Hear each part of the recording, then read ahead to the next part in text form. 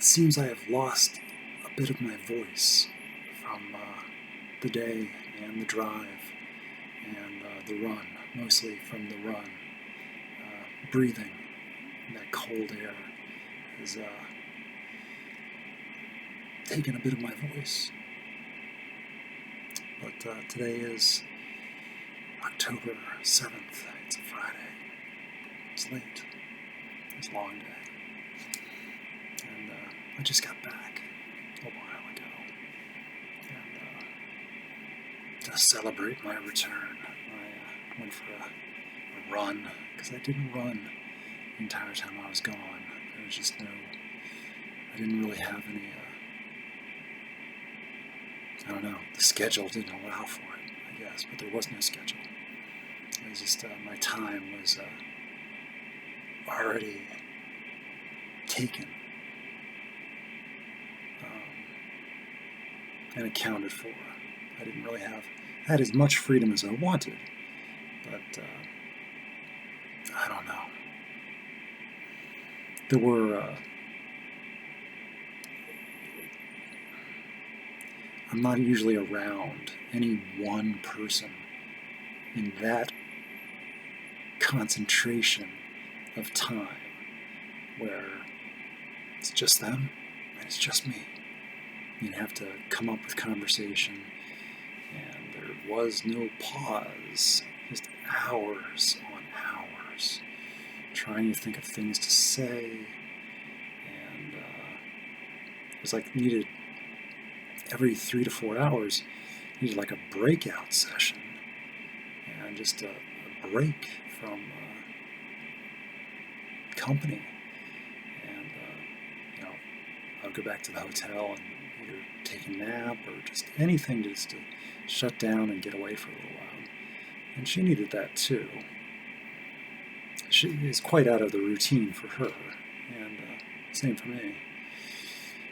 I think both of us, without either of us saying, might exhaust and drain the other. Still, I know she enjoyed seeing me, and it was good for me to see her. I don't know if enjoy is the correct word. It was nice to see her, though it's difficult to see her in the state of things and as they are, which is reality. But still, it hurts her to be seen in this state. And she doesn't like to see me be uncomfortable and in conflict and be sad about it, because it makes her sad if I'm sad, and because she's okay, she says, for the most part. So my being sad about it doesn't do her any good, or my noticing things that it's like, well, there's nothing I can do about it, there's nothing she can do about it. So I don't know, I don't need to point out things that she's already aware of and make her feel worse about it. So I don't know, I probably have a lot to say, but now's not the time. It would come out wrong. I missed my tree. I like having it in the frame. So I did get back, and it's a long drive,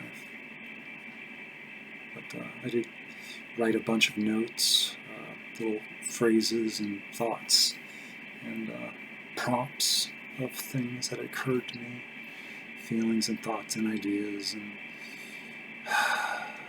contemplations, past, present, and future.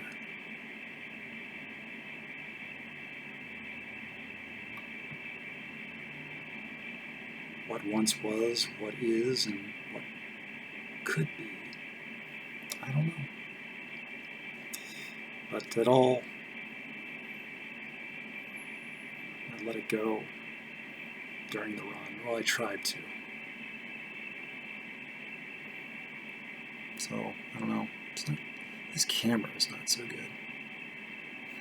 But that's a 129.28, which is an 88.88. So, close to 10 miles worth of time. Probably was 10 miles at the speed I was going, because I was not holding back much.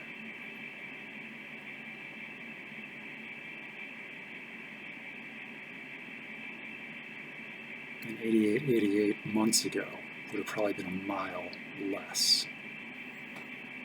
As I am counting the time. Because the time back in spring is still the time now. And it doesn't matter if the distance is increasing. I'm just counting the time and just averaging it across the board. It's universal. So maybe I need to recalibrate. Maybe on average I'm not doing 9-minute miles. Well, for all I know, I could be doing 9:15 or 9:30. I only calibrated a couple times, and it's been a while. I know I'm going faster though, so I just figured, well, I've already know I'm going faster than what I used to be. It's like, at worst, I'm doing an average of 9-minute miles, I think. I still could be wrong. I have a problem about assuming I'm right sometimes and then not checking. I need to check. So, but I could be going faster on average. But for this year, I'm still just going to give myself credit as an average of 9. Because a lot of those early runs, they could have averaged and drifted the other way. I don't know. So, anyway, I made it back, and I made it back safely. And no casualties, no hostages, no victims. And I think I saw a terrible car accident that I was on the scene of, or just a couple seconds behind. I couldn't quite tell what had just happened, but there were just all of a sudden a bunch of brake lights and a big billowing cloud of smoke and dust, and traffic was just kind of not sure what to do in that instant. And people just kind of did little things and kept on going in brake lights, and I saw there was a broken, like it looked like a guardrail had just been smashed and destroyed, and the dust cloud seemed to be going that way into the center of median, which was a low dip, and I couldn't see. And it had only just happened. It looked like maybe 5-10 seconds ahead of me at 75 miles an hour. And the traffic ahead of me just kept slowed down and kept going. And it's like, I was like, what happens? I don't know what happens. Does anybody stop? Does anybody phone? Do we all just keep driving? I don't know. And it's like, I could stop, but what good? It's like, I don't know.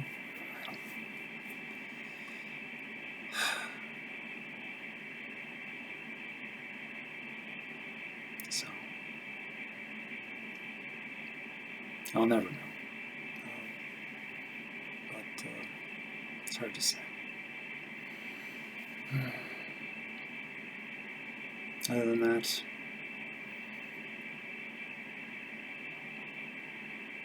I'm not taking that shortcut again. That shortcut to avoid traffic in Indianapolis on the way back. It might have been a similar ETA or similar miles, but the stress factor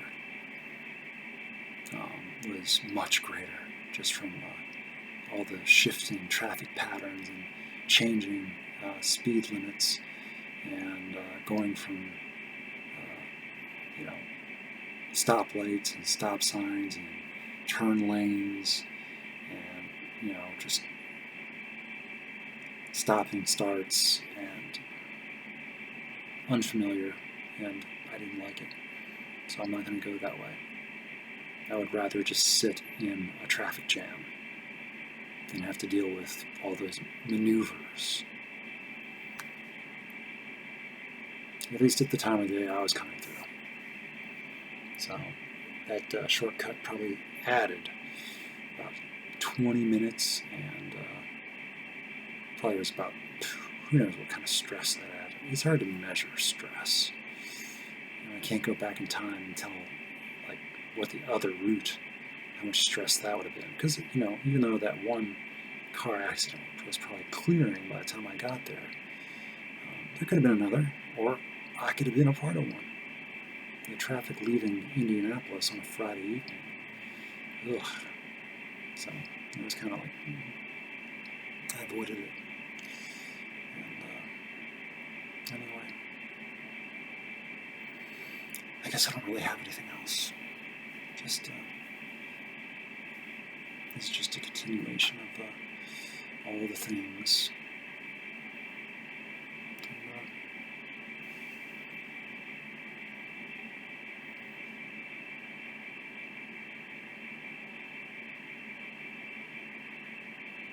that's it.